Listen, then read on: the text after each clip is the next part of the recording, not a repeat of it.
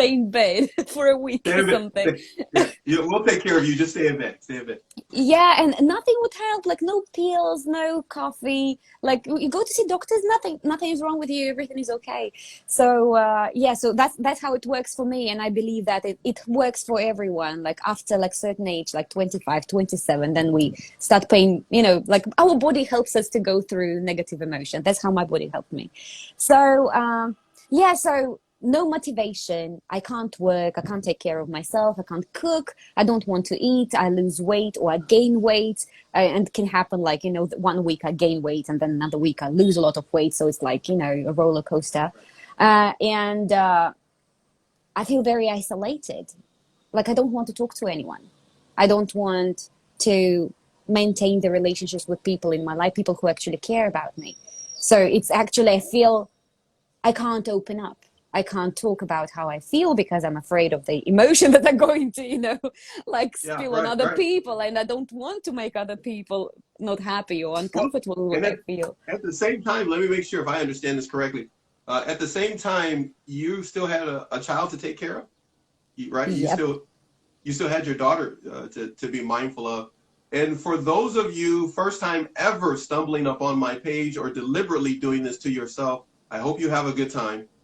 But if you want to know Lily's full story to a bigger measure than what we're going to talk about, is in her first appearance, which is on my Narc Abuse TV page. That's Narc Abuse _ TV. It's on that page. You got a few people here that are showing some love to you on the screen that are showing up, especially Teacher of Hope. I think it is his name. He's associated with you and your page, some other people. But if you want to know Lily's beginning story, go over to my Narc Abuse TV page. But here on Open Session podcast, we're picking up at the end of that. So we're not going to be regurgitating everything. But you still had your daughter to take care of. Yep. Now you're dealing with this depression that essentially was kicked off because of the divorce. This is part 2 of your life with me. We talked about part 1. Now, when you were dealing with that, did you see how it was affecting others around you as well? Yeah, absolutely. I mean, the thing is, what I believe, what I've read at least, that our children have this protective mechanism installed in them. And that mechanism works this way, like they need to save their parents. Like especially you Yeah. have to save your mother. So Yeah. whatever it is, if they feel that a mom is depressed or not happy or like something is going on, this mechanism kicks in. Like they need to save you because that's the only way how they can survive in the world. So what my daughter was doing, she was doing everything to get that crap out of me. Like she was annoying Get me. it together. Yeah. Yeah, she was annoying me so badly. And especially those days when I needed to stay in bed, she would do anything for me to stand up and go. Like she would get sick. She would break something, I don't know, like a glass, I don't know, whatever. So, these pieces get scattered all over the house and I need to stand up and clean the floor. Or like she would start yelling, crying, having this, panic, hysterical, like I need to go for a walk. So I'm tired. I don't want to go, but I have to stand up and bring her outside. So actually that was, like I started to, like she made me move, honestly. And that's important because when you're depressed, you don't want to move. You just stay like still and wait until it's like you're underwater. So it's horrible.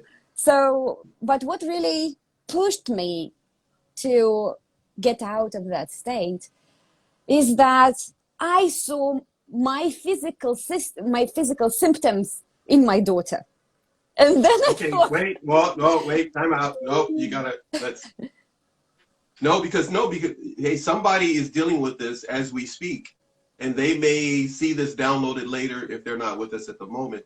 She was actually, say that again? She kind of started to share my physical symptoms. Wow. Which is That's not crazy. which is not low blood pressure. It's more like rashes on the skin. Like I have this when Yeah. I'm depressed, I can't communicate with people. I don't want to talk to people. So my body gives me that, and I start having this eczema or rashes or whatever it is. So I can't really go anywhere around people when I'm with skin like that. So, and then my daughter got sick, and she got all that, you know, rash all over her skin. And I was like, okay, now she starts sharing my problems. Yeah, right. Yeah. Yeah. So, and I know that like when you go to therapy, when you deal with psychotherapists, they explain to you like whatever's happening with your child, that's a kind of your problem. So they, you know, that they help you to deal with your problems. And when I saw those physical symptoms, I ran to therapy all over again. So I was like, no, that's, I have to deal with that right now until it doesn't get Okay, worse. so now you run to therapy because you're trying to get a measure of what you're going through, what you're dealing with, and how to cope with it and work your way through it. What did you pick up in therapy? Because divorce kicked you into this depression. You weren't there at that place before the way you were now in that moment. How did therapy get you to where you are right now? I have to say that therapy alone can't bring you much further from your problem, seriously. Like that's a lot of work you do by yourself. So actually right now, I didn't tell you because like after that last conversation we had, like the pre-show, I have enrolled in coaching course. And so now I'm learning to be a life coach. And I actually understood that coaching has much more tools to help you cope with negative emotions. Psychotherapy didn't teach me much. So what it did to me, and it worked, really, it did, like they helped me to open up and finally talk about things I was going through because I couldn't share. I couldn't. So at least I was able to open and talk about that. So, but they didn't give me any tools of how to cope with it by myself. If I just, you know, I walk, you know, throughout the day, I feel those negative emotions, I feel down. What am I going to do with that? I don't know. So I have to call my therapist again. And she said, okay, see you next week. But the next week I come, the problem is over already. I need help right now. Teach me how to cope. Yes. No one would teach me. So after that, I decided that psychotherapy doesn't work for me. And I switched to clinical psychology. And clinical psychology deals with your physical symptoms. So it's more about where do you feel your emotions in your body. So, and then you are kind of, you work with that pain, you ask yourself questions, so you're getting that those traumas out of yourself. And that's where I actually started to learn, because they use techniques, meditations, talking to yourself, writing things down. And I was like, yeah, now that works. That really works. So, but now I feel like I haven't visited my clinical psychologist for a while now, but I sent my sister to go to clinical psychologist as well. And she learned those tricks as well. And now whenever I feel something, I just call her and she just asks me the right questions. And then I'm like, yeah, okay, I got it. So, okay, bye, I'm going. So it works. Okay. Really So does. what we're really talking about here, because we did 2 segments already before last year, you and your sister have technically become life coaches for each other, considering the fact that you are from Russia. And yes, I'm pulling from the history of before, but you guys are from Russia, and you know these kind of discussions are not commonplace, right? I mean, if I understand you correctly, what you told me before, talking about mental health and depression, and all, that's just not a common thing. That's only one thing we're talking about at the moment. So how does that work? Now she's still in Russia or no? No. Yeah, she is. She is. So you guys are like this new age type of young, you know, people that are, you guys are breaking through talking about this stuff the way we in the Western world talk about it like all the time. It's like every TV show is talking about some mental health something, some Really? or another. So how is this working for her over there and for you? Evidently good, because you're able to help each other. It works well for her. Like I've seen some great improvement in her life as well. I mean, she wasn't depressed when I was, but eventually she found that there are some things she needs to deal with as well.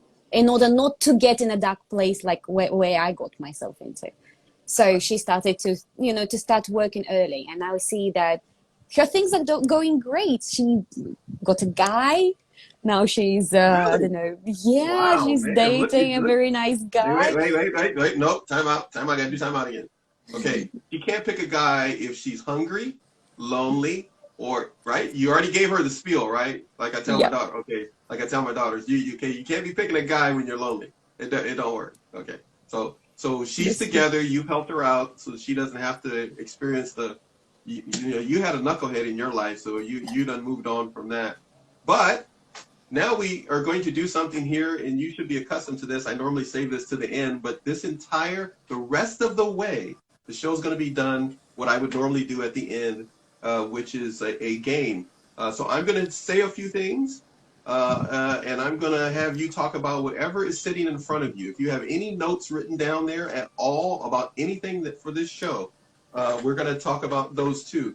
So this is going to go totally different than our last time, the first time that we did a show together, and the last time we were doing together on a show. By the way, I told you that was the first time I ever stayed up at night to do a show with anybody. Oh, this is when I so did this, that was the sweet. first one. And I was debating it and debating. I go like, man, this better be a good show, man, because I'm going to miss my sleep for this show. This better be a good show. And you were awesome. You were just awesome. Thank I you. could I live off of my DMs. All of my shows. I could care less about how many people view it, clicks and all that stuff, all the algorithm stuff and all the things like that, because I always have somebody benefit from each show that has been done. Again, like I told you, about 170 some odd shows in 20 weeks last year. I just started this in August, but your show was like plucked out by people that would DM me. And toward the end of the year, they were like, when are you going to have that Lily girl back on? When are you going to have the Russian back on? When are you going to have that? When are you going to have that pretty girl on? And I was going like, okay, all my guests are pretty, and except for the guys, they're handsome. So I was going like, who are you talking about? The episode, they've given my shows episode names. I don't even give them episodes, but they were picking you. It was just so cute. And so I am glad that we're doing this together. But this is not going to be your regular rodeo with me like it was before. All right. Okay. So when it comes to clinical psychology, that's something you're moving toward. You definitely have embraced becoming a life coach. I think you've even posted. Did you get a certificate already or something like that, or did a course? Yeah, just the first step, but I'm not too much satisfied, so I'll pay for another one. I'm going deeper into that. Right. So many steps are started by a first step. So you do the first step. So I'm going to do this now. Since that's the case, let's have some fun, because you're a professional as far as I'm concerned. So here we go. I noticed that because I love I handpick all my guests, and I love watching their IG stories because it tells me whether I want them on the show or not. So of course I love your IG stories. I love, I don't know if you remember, I love when you go real fast, because it's like, for me, not that you are a cartoon, but it's like watching a cartoon for me like I'm a kid, because I try to figure out how, you're just going so fast. I'm just weird that way. But I think it's cool. But here we go. I've been watching your IG stories, and I've been noticing the different people that you've had on. When it comes to depression, you had a guest on, a very famous man within many circles as a guest, a very professional man, older gentleman from the UK. Mr. Ray Freeman. Yes. What did you pick up from him that proved to be helpful on the subject of depression? Oh my God, he's brilliant. Yeah. He is such a knowledgeable person, because I invited him to talk about depression. And one of the reasons why I actually wanted to discuss that, because I was going through that and I needed as much information as possible, because I was not going through this alone. At that moment, I actually realized when I open up to my followers and I tell them what I'm going through, I actually find support, not only people feeling, just feeling this for me, people who are actually going through the same thing right now at the moment. It was very difficult here because of the COVID and stuff. So I have asked Ray to come on the show, and he agreed. And what he gave me is that knowledge that I'm looking for, because I see that when I go to therapy, they are not educating me enough. And I'm the type of person, and I'm sure there are so many people who are just like me, who need to be educated in order to evolve. Like, I have to learn how I can do this differently. Just talking about stuff like getting those traumas and pain out, it helps, of course it does, but it doesn't teach me how I can do it differently.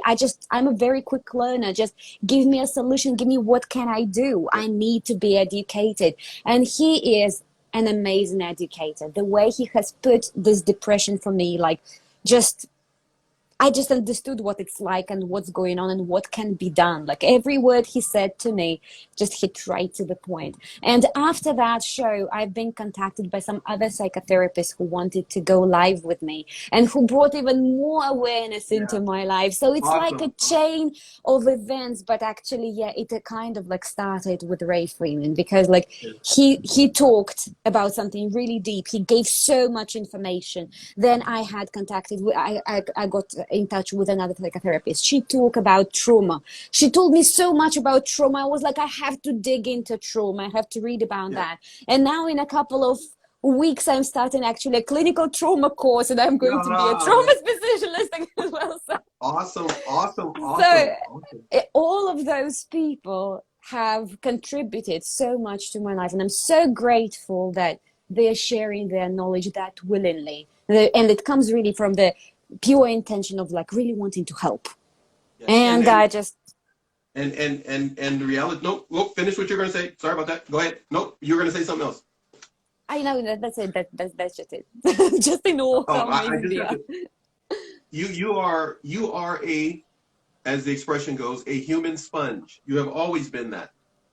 Yeah. And that is perfect, because your daughter is going to definitely be just the same way.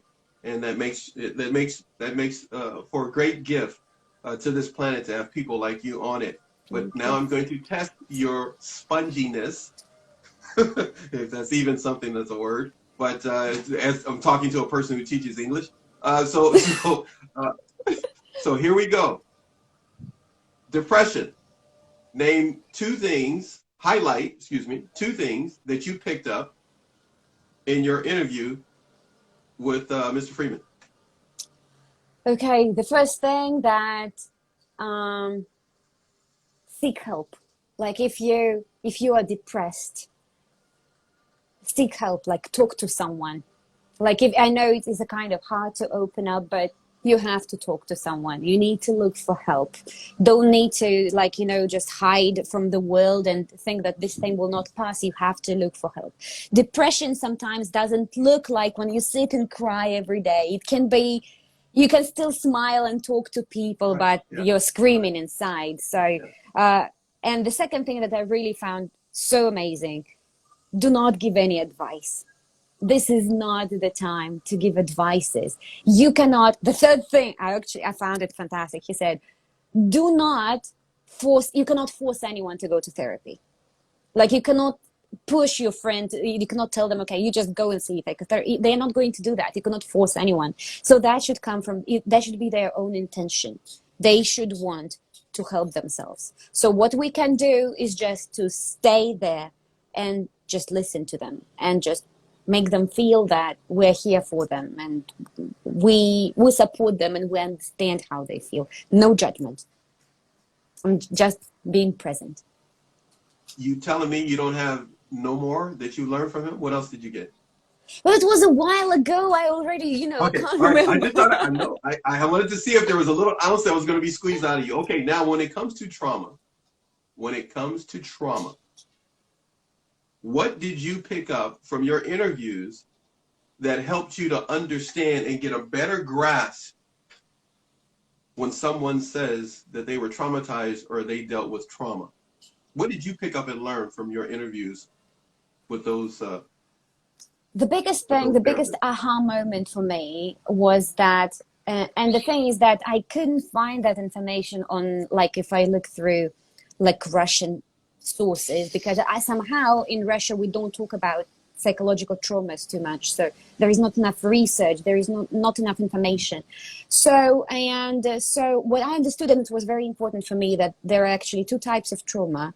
There is PTSD and CPTSD, and they're completely, I had no idea. So when PTSD, when we talk about PTSD, it's a single event trauma. Like something happened, like a car accident, like a single event that traumatized you, and then it haunts you, and you lose your sleep, and you can't eat, and you keep, like you have these flashbacks. It can be really awful. And then there is CPTSD, which is even probably worse.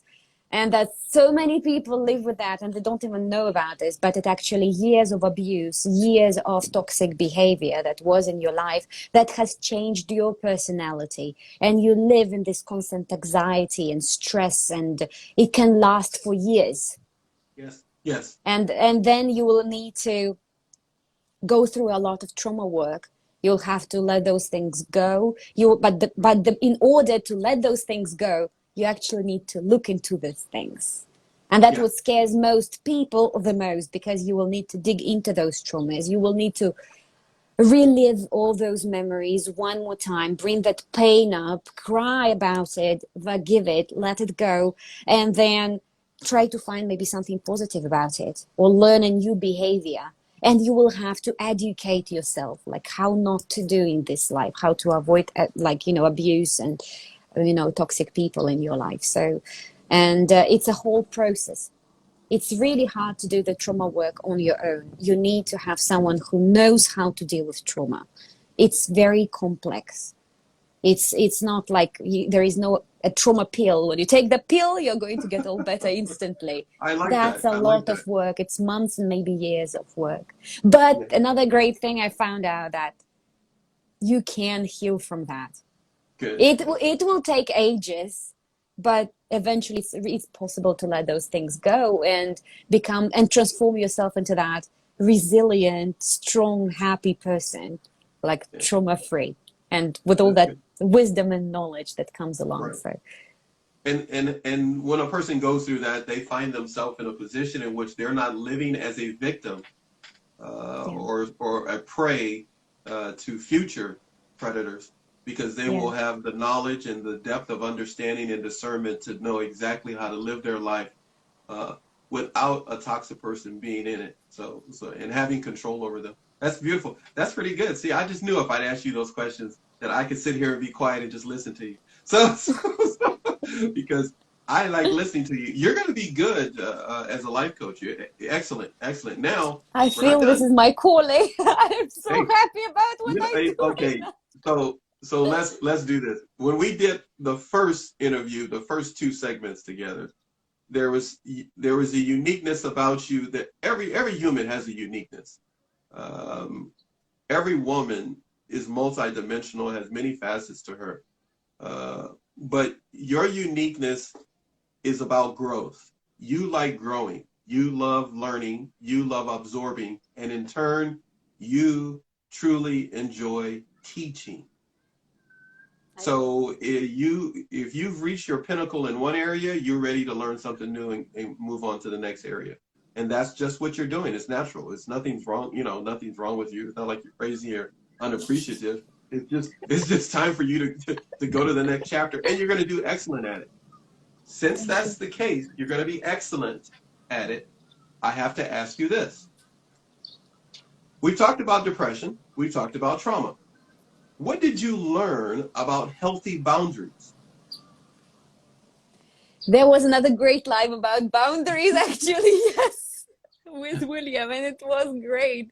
Oh, that live was something. He put it so plain and clear. I've read a bunch of books on boundaries, but that live, that person has explained everything so well to me. I was speechless. He's a great coach, actually. He's a transformational coach.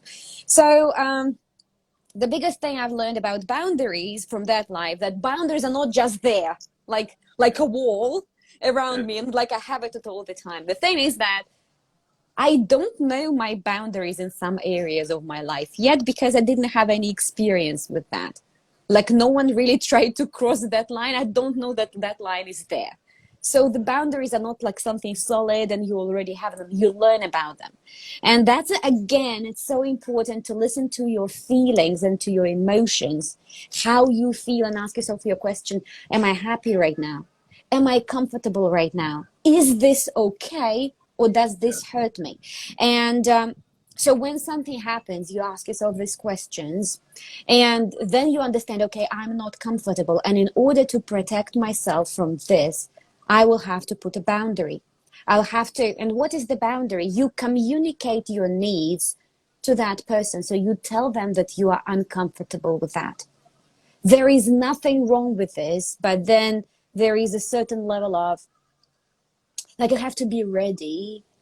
And that's another thing that was very challenging for me. You have to be ready to, like, you have to understand that if those people, after you put that boundary, okay, and that person doesn't like it and leaves, that person really needs to go from your life. Really does. If you set that boundary, and the boundary, your comfort makes that person uncomfortable, it's a problem. That person has to go. Okay. So for those who may be listening to what you just said, and something inside of them makes them disagree a little bit, please repeat that. So they need to hear that. Okay. If that person, if you set up a boundary, and that person that you set the boundary up for has an issue, problem, disagreement, you can call it whatever you want. What's the answer to that, Lily? That person has to go. Get the hell out of your life right now. You get him out. Like, that's the door. You get out. Preach, sister, preach. Let's go, preach. Okay, they got to go. They just got to go. And you know, I had hard time with that because I'm a codependent person, and that's my karma. I'm afraid to lose people. Like, they can be 10 times bad to me, but I still want them in my life. I'm like, please don't go. Like, that's something, that's my childhood traumas. I hold on to those who gave me love before, and even they are not capable of giving me more love anymore because of for some reasons. I just don't want to, I don't want them to leave. I want them to stay. And there are so many people who are just like that.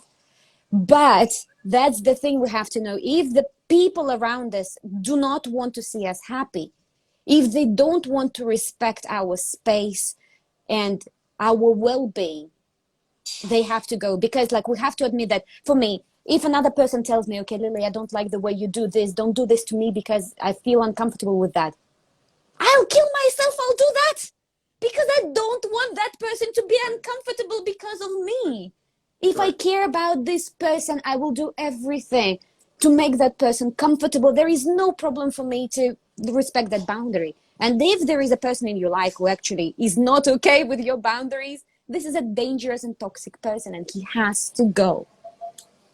Yeah. He. Why say he? Why? I just want to throw this in.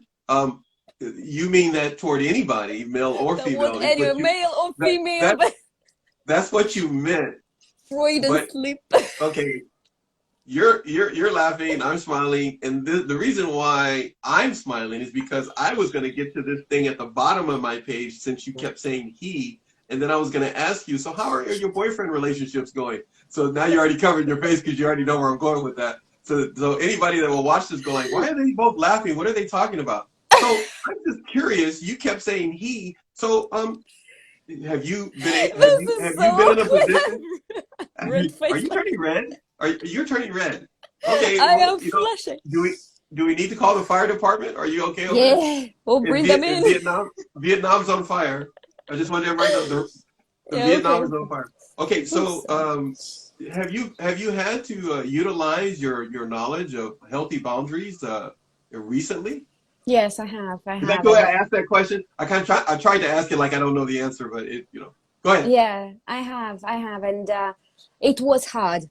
Because, like, right now what I'm doing, like, I'm really praying to the universe to bring as much challenge into my life as possible, because I'm ready to test all this information and I've got. Because unless I try this, it's not going to become a part of me. So it's a part of a learning process. The same in teaching, right? You have to let your student practice. If they don't practice, they're not going to really learn the lesson. So that's what's happening to me. And yeah, I had to a number of times, like I had to do this with my family, and that's what started to come up first. I felt that in my family my boundaries are disrespected, and it was really hard for me because it's hard to put boundaries with people you love the most. But that's the place and the situation when you really have to do this, because you spend your life with those people. If they disrespect you, they make you uncomfortable, then I mean, that's horrible. That's the first thing you have to fix. So, and yeah, like that was, I don't want to really talk about that because like there is a chance that person is going to see Hey, that. I'm just sitting here. I do have to. I have to throw this in when it comes to healthy boundaries. Sometimes an individual can find themselves um, troubled when it comes to upholding those healthy boundaries because they truly feel that they love the person that they're trying to set them up for. But sometimes they can find themselves just feeling obligated to that person more than love. Yeah. It can be an obligation because of blood relations, Yeah. and there's no true love within the interaction between them. It's just the obligation out of it's just an action out of obligation, I should say. Yeah. So sometimes that can happen. That doesn't happen in all cases, but it can happen that way. But you are able to get a great deal of knowledge on depression, on trauma, on healthy boundaries. But you have got to tell me something that I've been waiting to ask you about. And that has to do, because we touched on it the first time we did our segments last year, emotional abuse. Yeah. Now, emotional abuse, I just did 2 days worth of talking about childhood trauma, emotional abuse, and so forth with my first guest for the year. And I wanted to, and I couldn't wait to put both of you on the same day, and I got that today. Emotional abuse from your perspective. You've gone through it. You've experienced it, yes? Yeah. Emotional abuse is not always something everybody can see. Nobody can see emotional abuse. It doesn't leave the bruises. Yeah, unless there's somebody that's gone through it. Sometimes I've had guests and I've had people, a doctor, I mean, therapists and others tell me, they can see it a lot of times because they deal with it all the time. But the majority of people, they don't see it. What did you get out of your interviews and discussions and research when it comes to emotional abuse, even from your own personal experience from your ex-husband? There is a lot to emotional abuse, really. But the biggest thing is that it had everything to do with the boundaries, because like when this starts to happen, when another person plays with your feelings, makes you feel bad about yourself, Yes. that's when the only thing that can protect you is your self-love and your boundaries. And unless you have those, you are exposed and vulnerable to emotional abuse. And that can be not only in your relationship, in your love life, but it can be in your family, it can be at work, absolutely anywhere. So the only thing that can protect you is the knowledge about boundaries. You have to be in touch with your feelings. You really have to feel when you feel bad, you have to know it. You have to pay attention to it, because then you will pay attention to red flags. And you're loving yourself no matter what, putting yourself first, understanding that no one can tell you how to feel. No one can, like the thing is, another thing I've learned recently about relationships is that, when two people get together, it's all about being the highest version of ourselves, becoming the best of you. So you help each other to be the best people you can be. And if you are with someone who is actually bringing the worst in you, or who is making you feel your worst, that's already a toxic person. This is abusive. And you definitely, again, you have to run. But again, if you don't have that self-love, if you don't deal with your codependency, if you cannot accept your loneliness, because that is terrible for some people. And the more I talk to people, for most of them, it's like staying lonely, being by yourself, it's horrid. But if you are not happy to be alone, if you don't accept that, if you don't know how to entertain yourself and make your life really fulfilling alone, you're going to hold on to those people who can give you nothing, who cannot contribute to to your life, Mhm. who cannot bring the best out of you. It's all about being your absolute best. Mhm. So you have to surround yourself with people who can contribute to that. So have you recognized something different about yourself from the person that fell into marriage to the person that's talking right now? What do you notice different about yourself as the There are woman many you are now? differences, Paxton, but I'm still such a fool. Okay, I'm I didn't ask such you. a Hey, fool in life. I didn't ask you to become a scholar all of a sudden. What's up with that? So it's just you became this like the professor and scholar. That was pretty cool. Okay, give me a couple of things that you notice different about yourself that you would be able to describe to your daughter when she gets older. The difference Wow. between when you met her dad to now that he is no longer a part of your intimate inner circle. What is different about you as a woman? The biggest thing is that I'm totally okay being alone. And when I've met my ex-husband, that was completely different for me. That time, loneliness killed me. I felt my worst because I was alone. I needed to lean on someone. I couldn't stand on my own feet, and that brings a lot of problems into your life. If you can't stay alone, if you can't find that happiness and fulfillment while you're alone, and I totally learned to be alone. I'm okay with that. Like I'm really happy. I have the friends. I have amazing circle of people around me.